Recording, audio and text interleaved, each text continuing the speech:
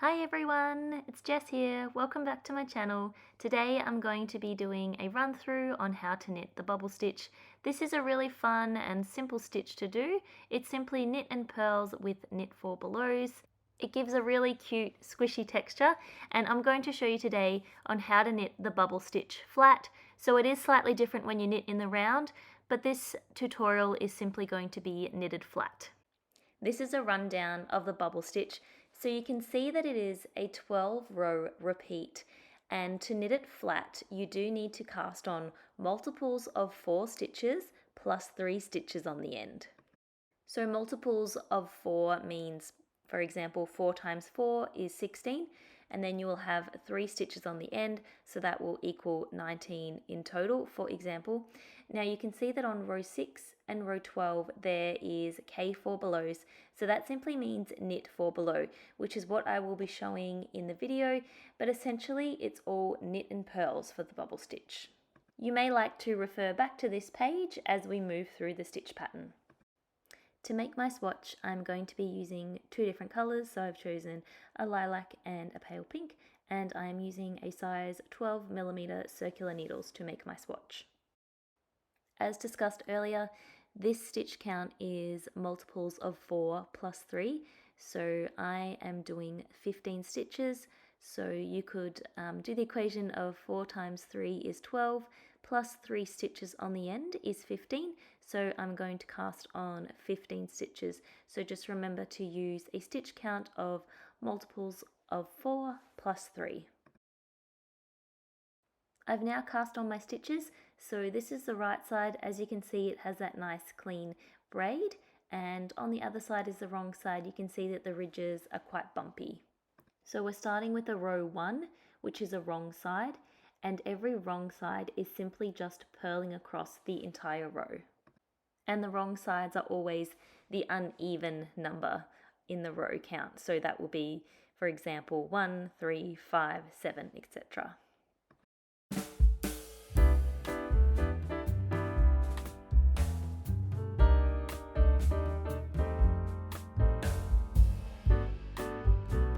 Once you've finished your row 1, you're now up to row 2, which is a right side, and you're simply going to just knit across the entire row.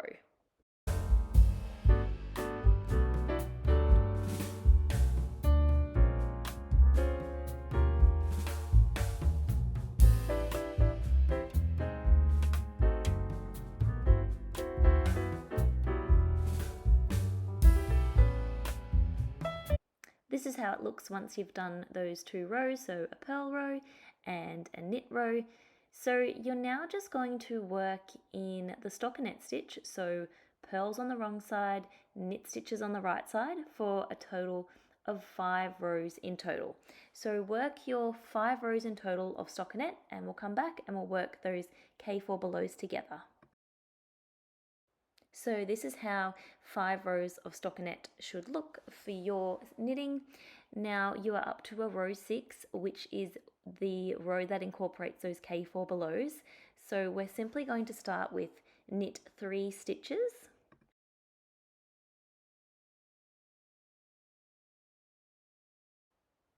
I've now knit 3 stitches, and I'm going to work a K4 below.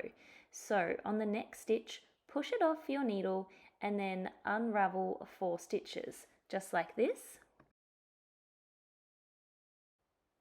Now you'll see that there is a loop there, so simply pop your needle through that loop and knit as you normally would with those 4 stitches on top. You will now work another knit 3 stitches, and after you've knitted those 3 stitches you will work that K4 below again. So the row 6 pattern is simply knit 3 K4 below. Unravel 4 stitches, and once you've unraveled 4 stitches, pop your needle through that loop and knit through the loop like a normal knit stitch, but you've got those 4 stitches on top of your needle. And then once you've done that K4 below, you will again knit 3 stitches across.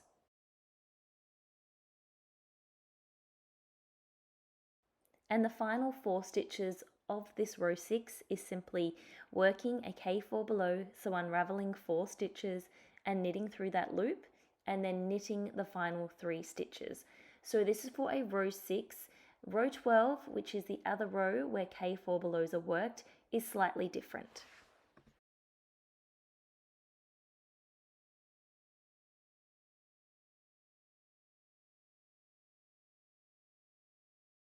So this is how your swatch should look. So you can see that there is a little bit of texture starting to form from your swatch, and you can see that the back there is a whole lot of pearls, but you can also see where those K4 belows have been worked. What I'd like you to do now is work a further 5 rows of stockinette and then come back and we'll work the row 12 together. This is how your swatch should now look. So you should have worked in total 11 rows. You can see that the row 6 where the bubbles are starting to form. So we're now up to a row 12, and I'm going to incorporate another color here just so that we can see the bubbles popping more. To start row 12, simply knit 1 stitch. And once you've knitted that very first stitch, you are going to immediately work a K4 below. So again, you will be unraveling 4 stitches. So 1, 2, 3, 4, and then knitting through that loop with those 4 stitches on top. And for the remainder of row 12, it will be knit 3 stitches, K4 below, and it's going to be repeating that pattern for the whole row until 2 stitches remain. So once you've worked that initial knit 1, K4 below, the rest of row 12 is going to be knit 3, K4 below until you get to those final 2 stitches. So please go ahead and do that for the entire row 12 until you have 2 stitches left. So knit 3, then K4 below, repeat.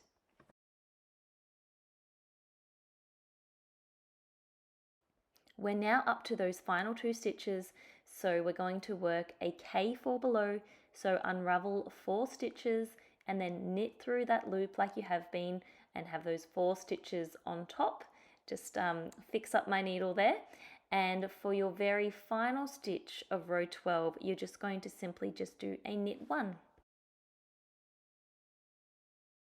We have now completed the stitch pattern because it is a 12 row repeat. So what I'm going to do is I'm going to work a further 5 rows of stockinette. So this will take me back up to a row 6. So if you'd like to go ahead and work a further 5 rows, and then we'll see how this looks. So I've worked a further 5 rows of stockinette, so I'm now up to a row 6 again. So you can see that the bubbles are really popping out, which looks really fun and really textured. So I'm just going to work now a row 6 again, which is simply just knit 3, K4 below for the entire row. So again, as demonstrated earlier in the video, row 6 is simply knit 3, then K4 below. So just repeat this stitch pattern for the entire row.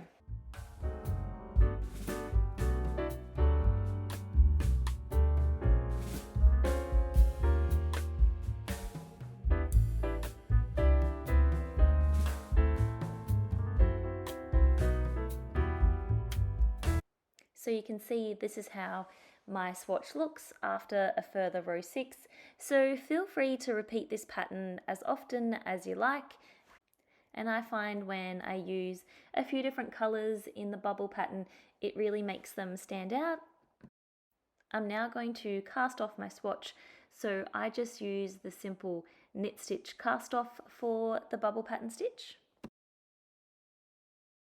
I've now cast off my swatch, and you can see that those bubbles are really standing out. So it's actually a really simple stitch. Once you master those K4 belows, the rest is just really simple knit and purl. So I hope you found this helpful. Any comments, just pop them below. Have an awesome day. Thanks for watching.